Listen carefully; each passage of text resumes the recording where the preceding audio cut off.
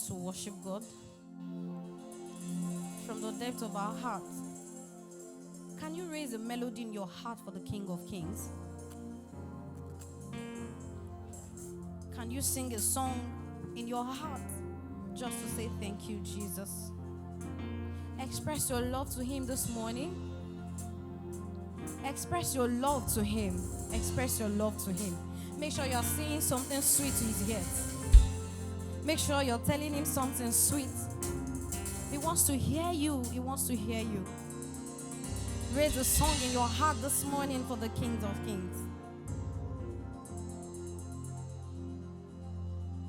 Adonai, thank you, Jesus. We give you all the glory. We worship you, our God. You are worthy to be praised. I want you to be intentional with your worship this morning. We give you the glory. We worship you, our God. You are worthy to be praised. We give you all. We give you all. We give you all the glory. We give you all the glory. We worship you. We worship you. We worship you.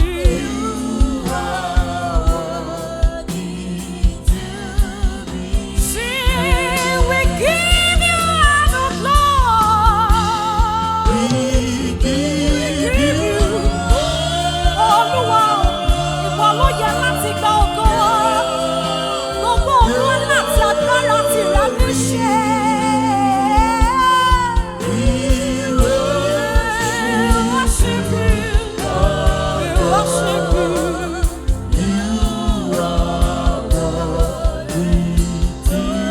One more time, we give you all the glory. We give you all the glory.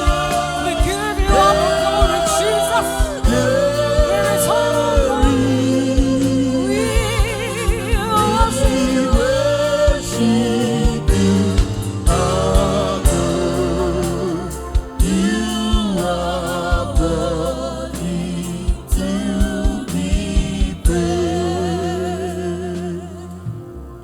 Ìwọ lọba àwọn ọba, Elédùmarè. Ìwọ lọba àwọn ọba, Elédùmarè. Olúwa, Olúwa, ẹ tóbi lọ́ba Olúwa, Olúwa, ẹ tóbi lọ́ba Can you raise your voice and say, ìwọ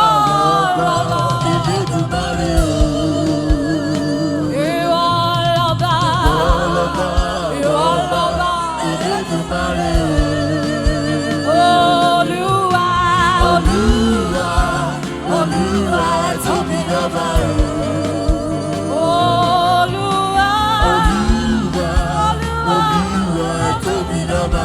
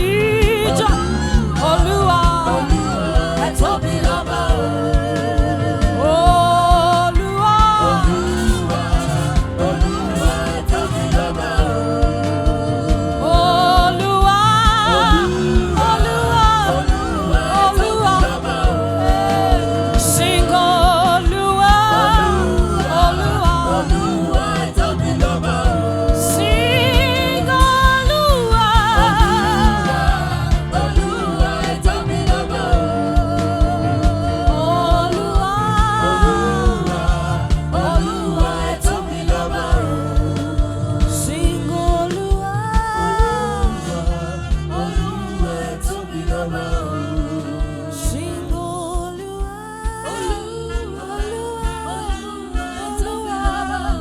sing Oluwa, Etobi, sing Oluwa, Etobi loba, sing Oluwa, Etobi loba. I want us to take this song even without the drums, but I want you to sing it from the depth of your heart. Even as a host of angels are rejoicing with us at this time, I want you to sing it from the depth of your heart. Ewo lefoba, ologo chulo,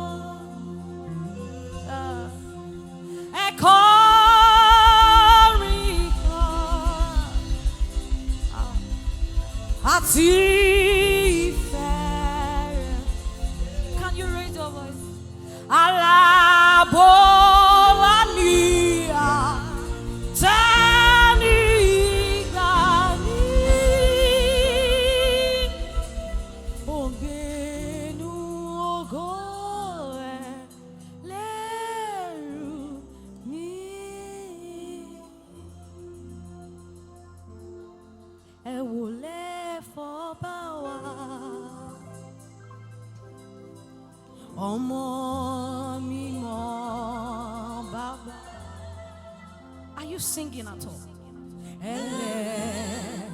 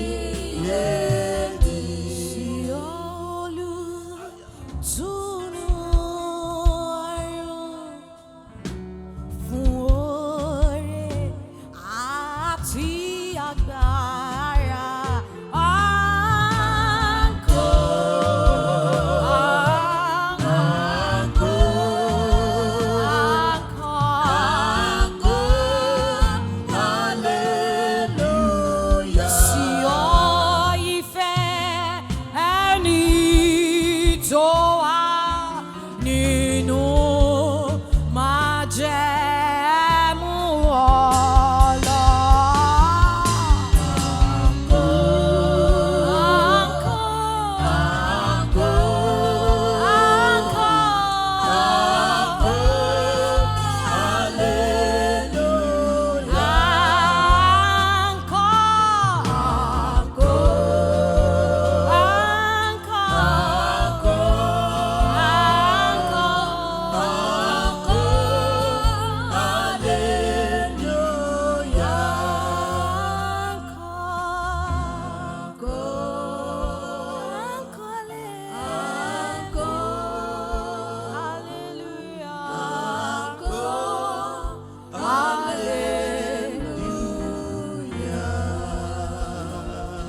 Somebody shout hallelujah. Hallelujah. Even those of us here, our voices are not even shaking anything. Those in the next room can't even hear our voices. But I know those at home can shout. If you know the Lord has been so gracious to you, there are some things that are inexplicable in our lives, but God has been there at all times. Can you open your mouth and shout hallelujah? Hallelujah. Lord, you are so good. Blessed be your name. Lord, you are so good to me. Blessed be your name. In heaven you are the Lord. On earth you reign forever. Oh Lord, how great thou art. Blessed be your name. God, you are so good. Lord, you are so good. You are so good. Blessed be your name. Jesus, you are so good. Lord, you are so good. Blessed be your name. In heaven You are the Lord. On earth you reign forever. Oh Lord, how great thou art. great thou art. Blessed be your name.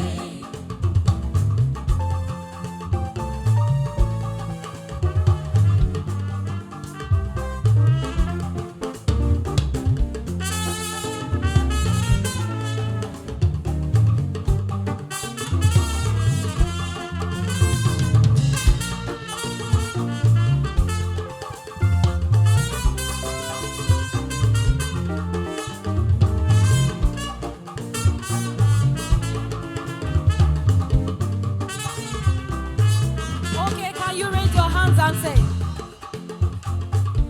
Hallelujah, ló mú mi gòkè, mo dúpẹ́. Hallelujah, ló mú mi gòkè nínú ewu. Hallelujah, ló mú mi gòkè máwọn ọ̀tá lọ́wọ́. Hallelujah, ló mú mi gòkè odò. Hallelujah, ló mú mi gòkè, mo dúpẹ́.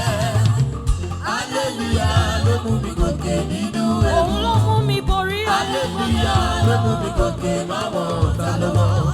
Hallelujah, ló mú mi gòkè odò. Hallelujah, ló mú mi gòkè, mo dúpẹ́. Hallelujah, ló gbé mi borí ohun gbogbo. Hallelujah, ló mú mi gòkè máwọn ọ̀tá lọ́wọ́. Hallelujah, ló mú mi gòkè odò. Hallelujah. Hallelujah, ló mú mi gòkè, mo dúpẹ́. Ó mú mi gòkè. Hallelujah, ló mú mi gòkè nínú ewu. Hallelujah, ló mú mi gòkè máwọn ọ̀tá lọ́wọ́. Hallelujah, ló mú mi gòkè odò. You are good and your mercy is forever.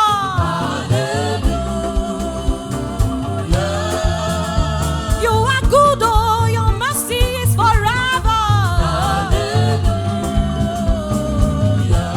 You are good, àánú yín wà títí ayérayé.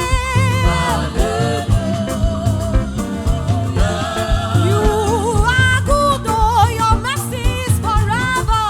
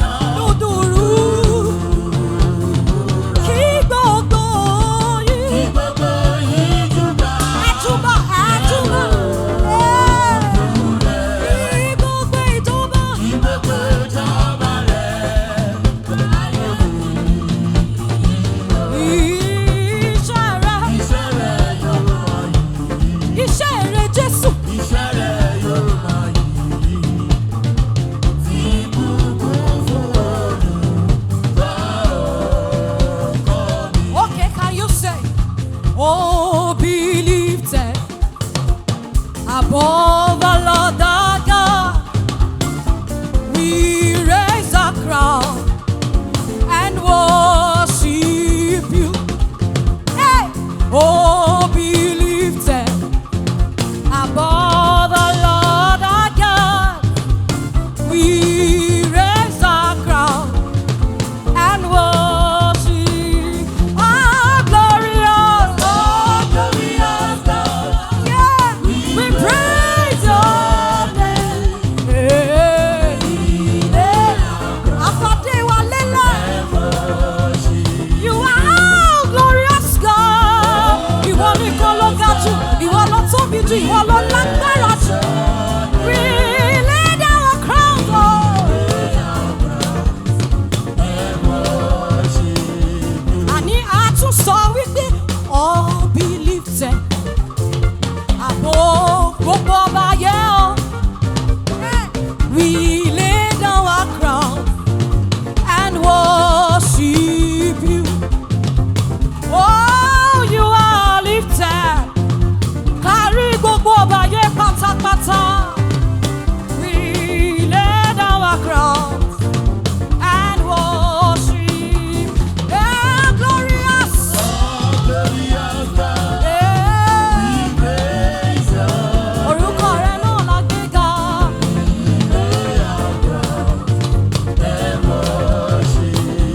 Okay, can you shout? Oh God,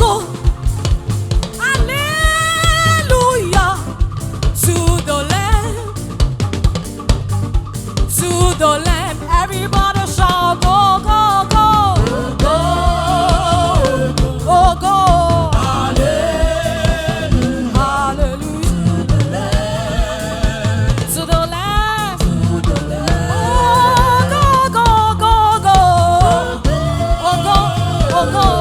God, hallelujah to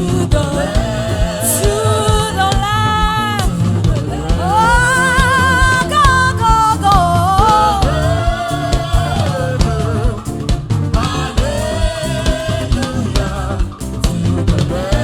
to the Lamb. Oh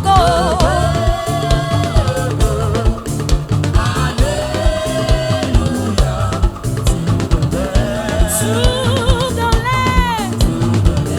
Oh yeah, sure. I will lift up Jesus. Kábíyèsí àtúnfàárà tìbí òkè. Alágbára yé alágbára lọ́run gbogbo. Àdàgbà má tẹ̀pá, àdàgbà má pààrọ̀ òye. Ọ̀kan kókó kì ọlọ́run àgbáńlá yé o. Àjáde má tán nílé arìnrìn àjò má palẹ̀ mọ́. Àtúnfiṣẹ́ ògùn rán. Àtúnfiṣẹ́ ògùn rán. Àtúnfiṣẹ́ ògùn rán. Ògbéni níjà kẹ́rù ọ̀bọ níjà. Ìwọ nìkan ló nìkan gbéra níjà. Múni múni túni túni dẹni dẹni lani lani òde ọ̀run. I will lift up Jesus. Oh Jehovah.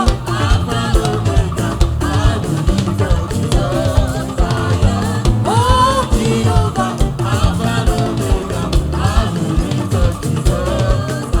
I will lift up your name. Jésù ìwọ nìkan la gbéga o. I will lift up your name. Yeah, oh Jehovah, Alpha and Omega. I will lift up your name.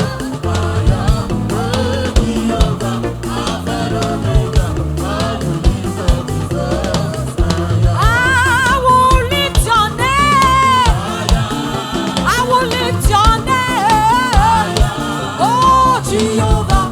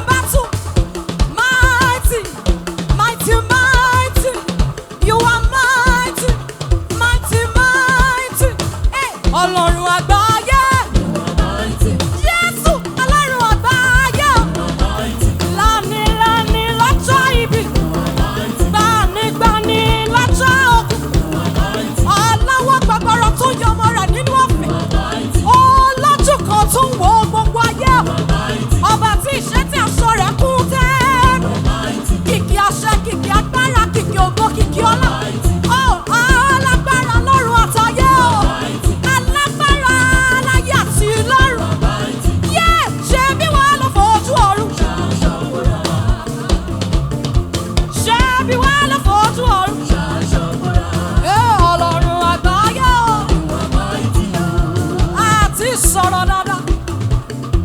Ọlọ́run tóbi nínú agbára. Kìkì ògo ló fi ṣe aṣọ́bọ̀ra. We are talking about Ọlọ́run tó tóbi. Ọlọ́run tó lágbára. Ọlọ́run tó lè ka gbogbo ayé tí ò dẹ̀ sẹ́ni tó lè gbé lẹ́jọ́. Tó bá ní káyé ó má sí mọ́ kò sí bàbá ńlá ẹni tó lè ní kí lóde tó ṣe yìí. Àtó fara ti bí òkè. Àtó gbẹ́kẹ̀lé o. Àtó gbára lé o. Àtó gbójúlé o. Ọba tí kì í padà lẹ́yìn ẹni.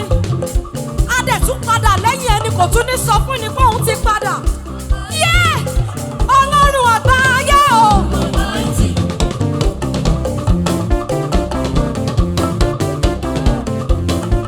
Ọlọ́run àgbáláyé o. Ṣé bí wàá lọ fojú ọ̀run? Ṣé bí wàá lọ fojú ọ̀run? Ọlọ́run àgbáyé o. Ọlọ́run àgbáyé. Ọlọ́run àgbáyé. Ṣé bí wàá lọ fojú ọ̀run? Ṣé bí wàá lọ fojú ọ̀run? Ọlọ́run àgbáyé o. Ọpẹ́ oṣù keje la mú wá.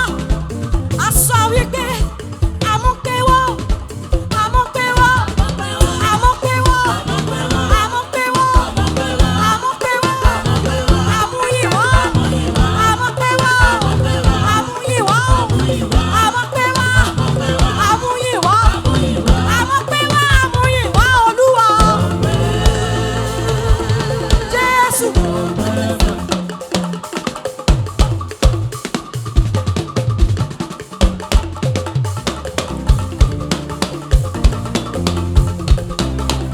Ọlọ́run tó gbọ́ pẹ́ẹ́nú wà lẹ́yìn ikú orin. Ọlọ́run tí gbogbo ọpẹ́, gbogbo ẹ̀yìn, gbogbo ọlá, gbogbo ògo tọ́ sí. Ìwọ nìkan náà là á fi fún. Àmúpéwọ́, àmúyìnwá Olúwa. Jésù. Àmúpéwọ́, àmúyìnwá Olúwa. Àmúpéwọ́, àmúyìnwá Olúwa. Oh yeah, just say bye. See what you've done for me. See how you set me free. You are the living God. Oh, is there no one like you? Ọlọ́run tó ṣoore fún ni dẹ́nì kankan lè sọ pé báwo ló ṣe jẹ́. Nígbà tó bá dé tó kò sẹ́ni tó lè yẹ lọ́wọ́ wò. Nígbà tó bá ṣoore àtọ́ kò sẹ́ni tó lè bí pé báwo ló ṣe ṣe. See what you've done for me. Ayé wa ń bèrè pé báwo ló ṣe ṣe. See how you set me free. Yeah, you are the living God. Oh, there's no one like you. Do I have a witness in the house? Do I have witnesses in the house? Can you testify to the goodness of your Lord in your life? Bó ṣe lè tó lórílẹ̀-èdè yìí. And God has been paving way. Alára gbà ìdámà ni. See what you've done for me, sir. See how you set me free.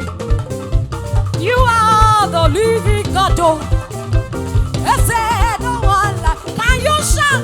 Ekuweme.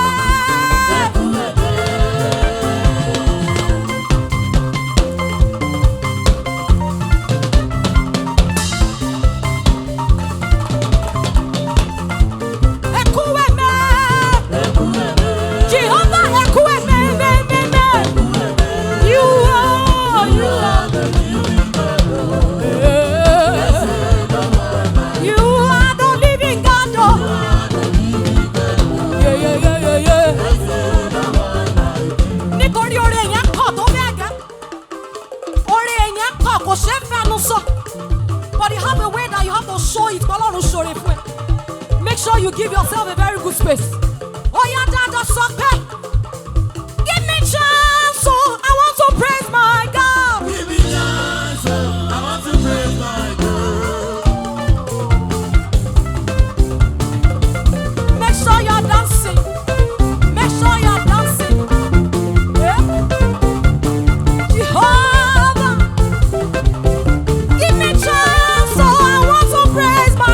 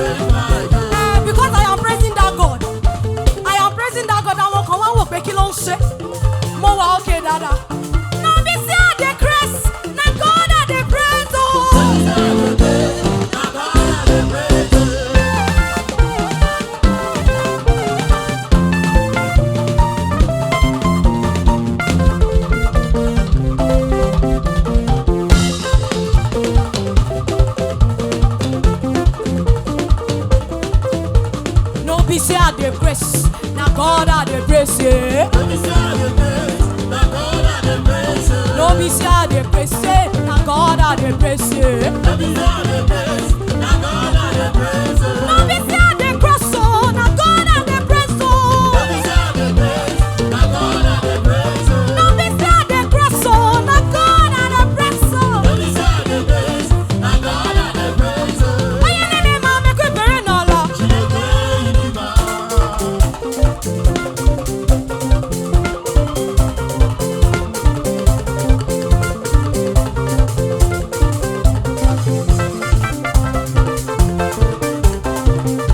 Sing Jesus igwe.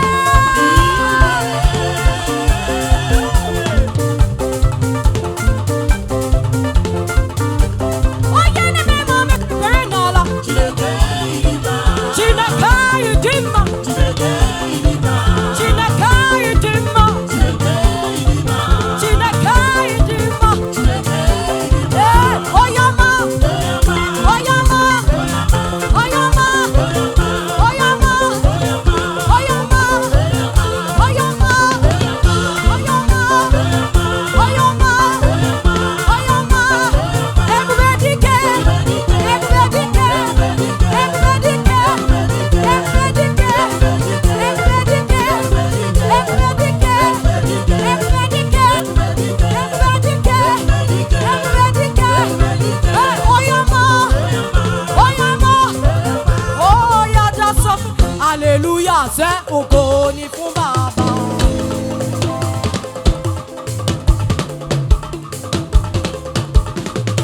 Hallelujah lórin tí wọ́n ń kọ lọ́rùn. Orin táwọn mímọ́ mímọ́ kọ láìsinmi àti láìsàárẹ̀. Hallelujah ògo ni fún Baba.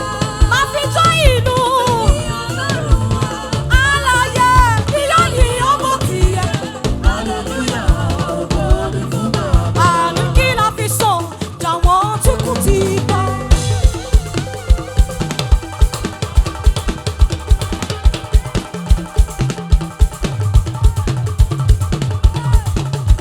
Moriba, moriba, moriba, moriba, fọlárun òdodo.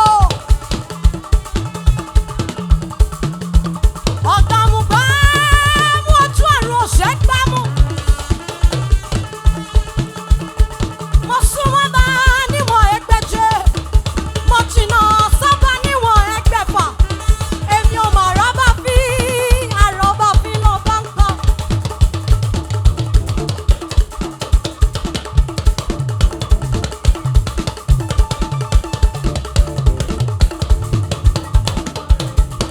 Ìwọ ló fọwọ́ wá wá tí o ní.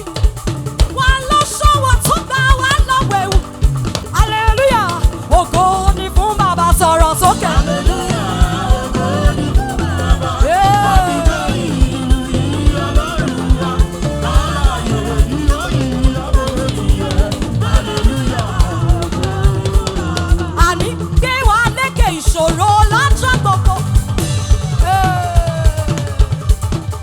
Fún wa láyé.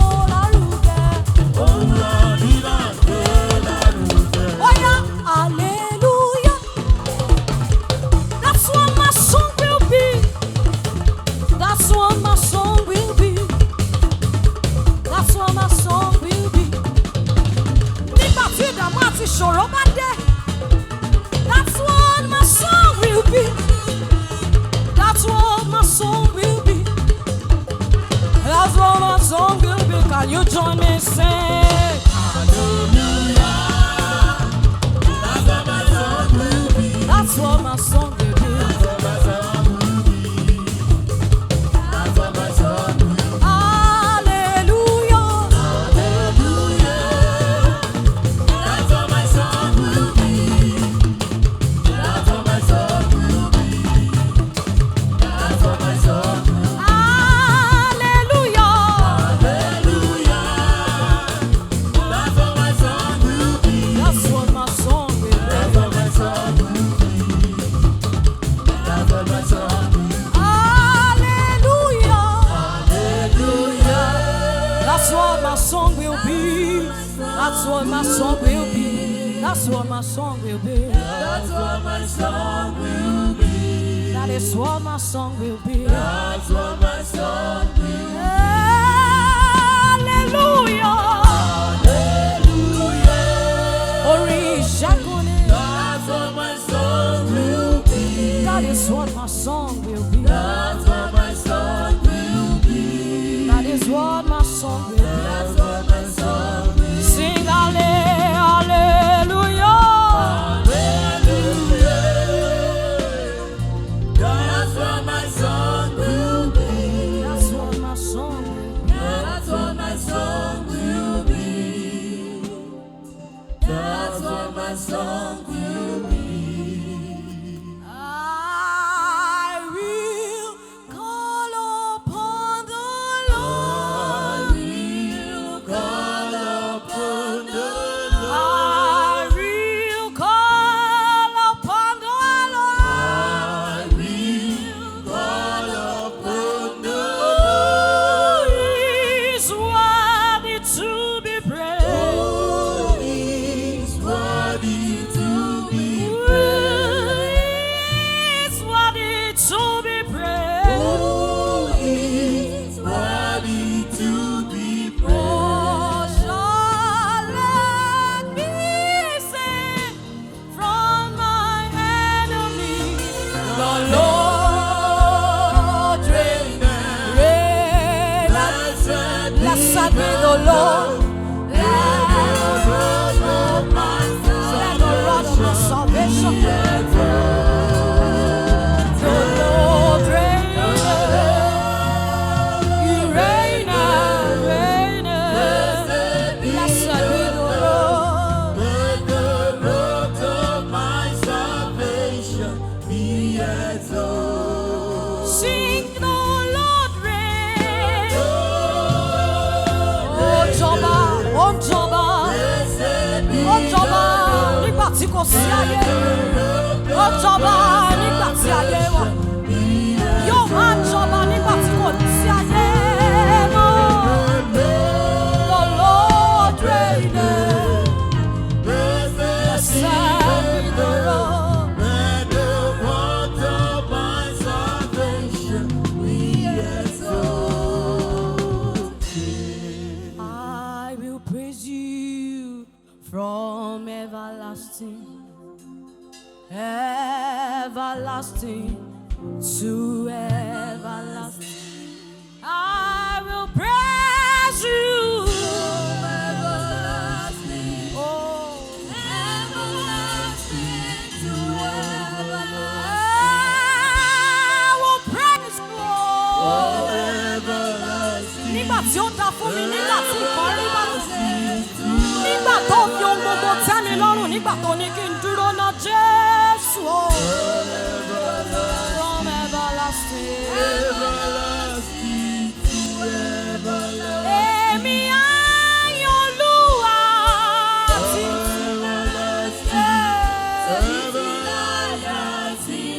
láé. Má fi gbogbo ayé mi yan Jésù.